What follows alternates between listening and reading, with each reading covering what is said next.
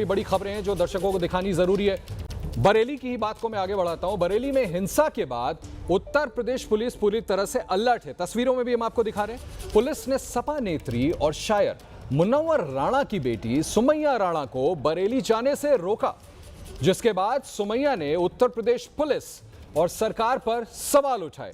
सुमैया ने ABP news से खास बातचीत में क्या कहा, आपको सुनाते हैं।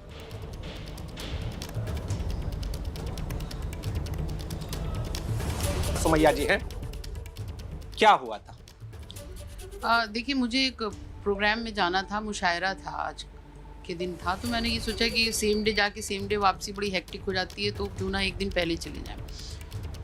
मुझे रास्ते में ये बात पता चली जब हम सीतापुर के आसपास थे कहीं पर, कि वहाँ पे बरेली में ये इंसिडेंट हो गया है और जुमे की नमाज के बाद बहुत ज़्यादा लाठीचार्ज हुई, और जो फुटेजेस स्पेशली मेरे पास आई थी उसमें बहुत ब्रूटली पुलिस मार रही है लाठी और डंडों से लोगों को। तो उस वक्त में मुझे ये ख्याल आया कि ये वो लोग हैं जो लाठियाँ खा रहे हैं सिर्फ इसलिए क्योंकि इन्होंने आई लव मोहम्मद का पोस्टर लिए हुए थे हाथ में।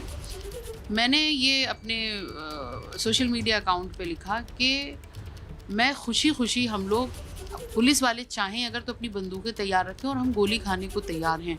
यहाँ पर इसको विवादित या ऐसा बयान घोषित क्यों मीडिया करना चाह रही है? मैंने यहाँ पे गोली मारने की बात नहीं की थी, गोली खाने की बात की थी। मोहम्मद साहब पर अगर कोई अपना एहतजाज जाहिर करना चाह रहा है तो यकीनी तौर पर वो शांतिपूर्ण ही होगा, और हुआ भी शांतिपूर्ण है। कहीं पर लॉ एंड ऑर्डर का कोई ऐसा सवाल नहीं उठ रहा था। लेकिन पुलिस उसको क्या दिखाना चाह रही है कि ये उपद्रवी हैं, ये निकल रहे हैं, ये पत्थर चला देंगे, गोली चला देंगे। मुझे लगता है कि यहाँ पर हमारा क्लैश है प्रशासन से और शासन दोनों से। तो बरेली आप नहीं पहुँच पाए? नहीं, मुझे तो इन्होंने फरीदपुर टोल पर ही इन्होंने डिटेन कर लिया था और लखनऊ ला करके उन्होंने मुझे रिलीज़ किया है घर पे। बरेली में जो घटना सामने आई, मौलाना तौकीर रजा की भी जो बात सामने आई, अपने घर में वो बैठे थे और बाहर आम मुसलमान लाठी खा रहा था, पथराव की भी चीज़ें सामने आई, इसको कहाँ तक सही मानती हैं? सिर्फ बयान देकर घर में बैठे रहना और फिर जो आम जनता पर बीत रही है उसकी तस्वीर। देखिए, बिल्कुल ये बात सही है कि मौलाना साहब ने ये अगर कॉल दी थी तो मुझे लगता है कि उनको वहाँ पर मौजूद होना चाहिए था अपने लोगों को समझाने के लिए कि अगर कहीं पर कोई बात ऐसी हो जाए तो ये हमारी जिम्मेदारी है। एक पोस्टर लखनऊ में भी दिखाई दे रहा है आज सुबह से, I love Shri Yogi Adityanath, I love bulldozer.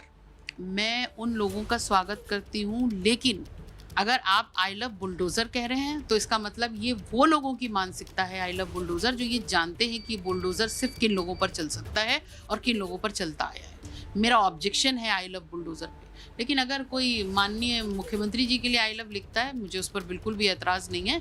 ये उनके प्रति श्रद्धा हो सकती है, वो उनके आइडियल हो सकते हैं, एक दूसरे की मानसिकता मैच कर सकती है, मुझे उस पर कोई एतराज़ नहीं। मैं उसका पूरे खुले दिल से स्वागत करती हूँ। कोई किसी के लिए भी स्वतंत्र है, ये देश लोकतांत्रिक देश है, अपनी बात कह सकता है। लेकिन बुलडोज़र को मैं लिख दूँ कि I love rifles, I love bombs, तो उसी तरह एक बुलडोज़र को तो इसी तरह इस्तेमाल किया गया ना, किसी को दबाने के लिए, कुचलने के लिए। खासकर झोपड़ी तक तो उजाड़ दी गई बुलडोज़र से।